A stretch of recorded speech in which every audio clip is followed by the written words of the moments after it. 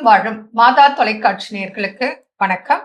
இன்றைய நிகழ்ச்சியில வலிகள் பத்தி பார்க்கலாம். இப்ப வலிகள் அப்படின்னா மூட்டு வலி. மூட்டு வலின்னா எல்லா ஜாயிண்ட்லயும் வரக்கூடிய வலி இருக்கு. ருமட்டாய்டு ஆர்த்ரைட்டிஸ் இருக்கு. அப்புறம் தேய்வுனால வரக்கூடியது ஆஸ்டியோ ஆர்த்ரைட்டிஸ் இருக்கு. யூரிக் ஆசிட்னால வரக்கூடியது கவுட் ஆர்த்ரைட்டிஸ் இருக்கு. அப்புறம் சிலருக்கு skin problem plus arthritis, psoriatic arthritis இருக்கு. இது மாத்திரம் இல்ல, கழுத்தெலும்பு தேய்வுனால சர்விக்கல் ப்ராப்ளம், இடுப்பு எலும்பு குறுக்கு எலும்பு தேய்வுனால உங்களுக்கு லம்பார் ப்ராப்ளம், இப்படியெல்லாம் வலிகள் இருக்கு. இது ஆல்மோஸ்ட் எல்லாமே உங்களுக்கு எலும்பு சம்பந்தமான பிரச்சனை, ஜாயிண்ட் சம்பந்தமான பிரச்சனை. அது எலும்பு தேய்வாக இருக்கலாம், அல்லது எண்ணெய் பசை குறைவாக இருக்கலாம், அல்லது தசைநாறு டேமேஜ் ஆக இருக்கலாம், இல்ல பல்ஜா இருக்கலாம், டிஸ்க் கம்ப்ரஸ் ஆகி அதுல உங்களுக்கு பல்ஜ் வரலாம். இதுல உங்களுக்கு வலியும் இருக்கலாம், சிலருக்கு மருத்துவம் போகலாம். இப்போ டிஸ்க் பிரச்சனை இருக்குங்களை பார்த்து உங்களுக்கு முதல்ல வலி இருக்கும், அப்புறம் மருத்து போகும். அது கம்ப்ரெஷன் எப்படி இருக்கோ அதுக்கு ஏற்ற மாதிரி சில பேருக்கு மருத்து போற மாதிரி, சில பேருக்கு வலி வரலாம், சில பேருக்கு உணர்ச்சியே ஒரு மாதிரி விட்டு போறதுக்குமே வாய்ப்பு இருக்கு. இப்ப ஜென்ரலா அனைத்து வயதினருக்கும், அதாவது சின்ன குழந்தையில இருந்து வயதானவங்க வரைக்கும் வரக்கூடிய ஆர்த்ரைட்டிஸ் ருமட்டாய்டு ஆர்த்ரைட்டிஸ், அதுதான் ஆர்ஏ ஃபேக்டர் நம்ம பாக்குறோம். அப்ப இதுல இஎஸ்ஆர் கூட ரைஸ் ஆயிருக்கும் பிளட் டெஸ்ட்ல நம்ம பார்க்கும்போது. இது முக்கியமா அந்த டிஃபரன்ஸ் தெரிஞ்சுக்கிறதுக்காக நம்ம மக்களுக்கு சொல்றோம். சின்ன எலும்புல இருந்து பெரிய சின்ன மூட்டுகள்ல இருந்து பெரிய மூட்டுகள் வரைக்கும் பாதிப்பு அடையும். ஆரம்பத்துல சின்ன மூட்டு ஜாயிண்ட் வீக்கம் வலி வரும், அப்புறம் கால் பெருமூட்டுல பாதிப்புகள் வரும். இது ஒரு சிம்டம்ஸ். இது இல்லாம ஃபீவர் இருக்கலாம், வலி இருக்கலாம், வீக்கம் இருக்கலாம், ஸ்டிஃப்னஸ் இருக்கலாம், நீட்டம் மடக்க முடியாது. இது ருமட்டாய்டு ஆர்த்ரைட்டிஸ். டெஸ்ட் நம்ம கண்டுபிடிச்சுக்கலாம். இதே ஆஸ்டியோ ஆர்த்ரைட்டிஸ், இது எப்படி நம்ம அவங்களுக்கு கண்டுபிடிக்க செய்வது?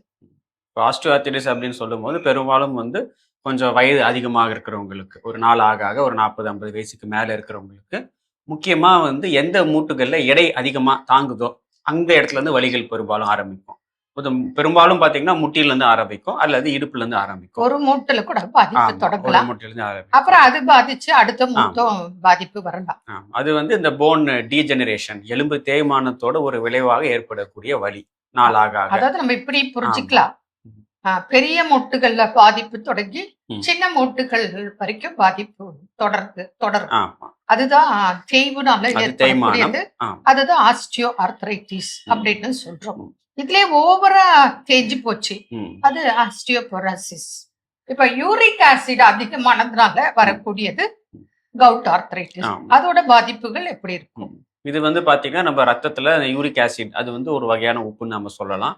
அதோட அளவு அதிகமா இருக்கும்போது என்ன ஆகும்னு பாத்தீங்கன்னா, நம்ம உடம்புக்கு தள்ளி இருக்கக்கூடிய மூட்டுகள், பெரும்பாலும் பாத்தீங்கன்னா கால் பெருவிரல், அங்க போய் அந்த உப்பு முதல்ல போய் படிய ஆரம்பிக்கும். இப்போ படியப்படி என்ன திடீர்னு அவங்களுக்கு அந்த இடத்துல சறுக்கு குத்துற மாதிரி வலி ஏற்படலாம், இல்லை ரொம்ப ரெட்டா செவந்து போய் வீக்கமா வந்துடும், தொடக்கூட முடியாது அந்த இடத்த. அது மாதிரி அப்போ அடிக்கடி வந்துட்டு போகும். ஸோ அது அந்த யூரிக் ஆசிட் அதிகமாக இருக்கும்போது வரக்கூடிய ஒரு மூட்டு வலி பிரச்சனை.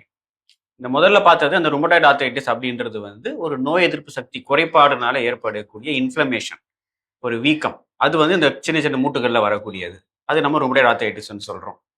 யூரிக் ஆசிட்ன்றது கால் பெருவிரல் பெரும்பாலும் வரும், அல்லது கை விரல கூட வரலாம், பட் பெரும்பாலும் கால் பெருவிரல்ல ஏற்படும்.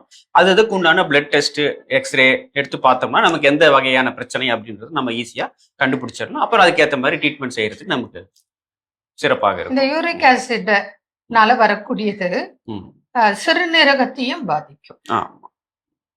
அதாவது நம்ம கவனிக்காம விடும்போது ப்ராப்பர் ட்ரீட்மெண்ட், ப்ராப்பர் டயட் இல்ல அப்படின்னு சொன்னா கிட்னியும் பாதிப்பு ஏற்படுது. இதே சோரியாட்டிக் ஆர்த்ரைட்டிஸ் அது எப்படி இருக்கும்?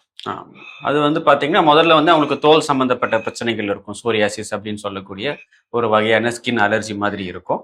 அப்புறம் அதுவே நாளாக அந்த தோல்ல இருந்து எலும்பு பகுதிகளுக்கு அது அந்த நோய் பரவி வரும்போது மூட்டுகள்லையுமே அந்த வலி, வீக்கம் எல்லாம் ஏற்படும். இதுவும் நோய் எதிர்ப்பு சக்தி குறைபாடு சம்பந்தப்பட்ட பிரச்சனை. இன்னும் நாள் ஆக இந்த மாதிரி பிரச்சனைகளும் வரலாம். அப்ப என்ன, அவங்க பேஷண்ட்டுக்கு ஒரு பக்கம் ஸ்கின் ப்ராப்ளம், அதோட ஒரு அவஸ்தை, இன்னொரு பக்கம் மூட்டு வலி, அதோட ஒரு அவஸ்தை. ரெண்டுமே சேர்ந்து இருக்கும்போது அந்த நோயோட தீவிரமும் ரொம்ப அதிகமா இருக்கும், இந்த சோரியாட்டிக் ஆர்த்ரைட்டிஸ் அப்படின்னு சொல்லும்போது. இப்ப இதுக்கெல்லாம் ட்ரீட்மெண்ட் இருக்கா அப்படின்னு நீங்க யோசிக்கலாம். ரொமட்டாய்டு ஆர்த்ரைட்டிஸ் பாசிட்டிவை நீங்கள் கடைபிடித்தால் நெகட்டிவ் ஆக்க முடியும். அதற்கு உண்டான மருந்துகள், மாத்திரைகள், ஆயில்கள், உணவு கட்டுப்பாடு இதெல்லாம் இருக்கு. தொடர்ந்து அதை கடைபிடிக்கும் போது உங்களுக்கு முழுமையாக குணம் பெற வாய்ப்புகள் நிறைந்து காணப்படுகிறது. அது பேஷண்ட் ஃபாலோ பண்ணா ஆமா. அவங்களுக்கு ரிசல்ட், அதாவது ஃபாலோ பண்ணல அப்படின்னா அவங்களுக்கு விளைவுகள், பாதிப்புகள் நிச்சயமா அதிகமாக இருக்கும். அதுக்கு தான் பேரு இந்த ருமட்டாய்டு ஆர்த்ரைட்டிஸ்க்கு முடக்கு வாதம், சரவாங்கின்னு பேர். ஆளையே முடக்கி விட பெண்ட் ஆயிடுச்சுன்னு வச்சுக்கோங்க, ஆமா. அதை நிமிர்த்த முடியாது, சரி பண்ண முடியாது. இதுல பேஷண்ட் முக்கியமா புரிஞ்சுக்க வேண்டியது என்ன அப்படின்னா, எல்லாருமே என்ன சொல்லுவாங்கன்னா, சார் எனக்கு எந்த பிரச்சனையும் எப்படி இருந்தாலும் பரவாயில்ல சார், வலி மட்டும் இல்லாம இருந்தா போதும் அப்படின்றதான் நிறைய பேஷண்டோட ஒரு கோரிக்கையா இருக்கு. அது அவங்க படி நியாயம் தான், வலி மட்டும் இல்லாம இருந்தா போதும் அப்படின்றது. பட் பேஷண்ட் என்ன புரிஞ்சுக்கணும் அப்படின்னா, அந்த வலியோட வெளிப்பாடு என்ன, எதனால அந்த வலி வருது, அதுக்கான முறைகளை அவங்க ஃபாலோ பண்ணும்போது தான் அந்த வலிக்கு வந்து நம்ம ஒரு ரூட் லெவல்ல இருந்து, வேர்ல இருந்து நம்ம அதை கிளியர் பண்ண முடியும். ஜஸ்ட் மேலாக்கா ஜஸ்ட் ஒரு பெயின் கில்லர் மட்டும் போட்டுட்டு போறது தான் வந்து மிகப்பெரிய தவறு.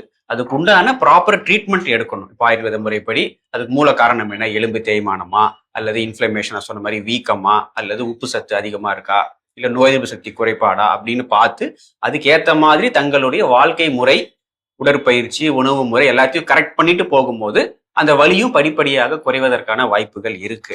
வலி அதிகமா இருக்கேன்னு பெயின் கில்லர் மட்டும் போட்டுட்டு இதுதான் ட்ரீட்மெண்ட்னு நினைச்சுக்கிட்டு பெயின் கில்லர் போட்டு வலி மறைஞ்ச உடனே ஓகே எனக்கு எல்லா பிரச்சனையும் சரியா போயிடுச்சுன்னு நினைச்சுக்கிட்டு அப்படியே போகக்கூடாது. இதே போலதான் அந்த செர்விக்கல் ஸ்பாண்டிலோசிஸ், லம்பார் ப்ராப்ளமும் அப்படித்தான். எடுத்தோடனே எல்லாருக்கும் அறுவை ஆமா. சிகிச்சை அப்படின்னு அவசியம் கிடையாது. அவங்க ரிப்போர்ட்டை கொண்டு வரும்போது அந்த ரிசல்ட்டை பார்த்து நம்ம மெடிசன்ஸ், டயட்டு, உடற்பயிற்சி எல்லாம் அட்வைஸ் கொடுக்குறோம். அது கடைபிடிக்கும் போது படிப்படியாக குணமாகி அவங்க லைஃபை வித்தவுட் சர்ஜரி மேனேஜ் பண்ண முடியும். அந்த வாய்ப்புகள் இருக்கு. அது கடைபிடித்தால் மாத்திரம்தான் கிடைக்கும். இதுல இருந்து நீங்க என்ன புரிஞ்சுக்கணும் அப்படின்னா, ஒரு மனிதனுக்கு நோய் வருது, அதுக்கு எப்படி தீர்வு கிடைக்குதா அப்படின்னா நீங்கள் கடைபிடித்தால் பலன் நிச்சயம் கிடைக்கும். மீண்டும் நாளை சந்திப்போம். நன்றி. அன்னை மரியே வாழ்க.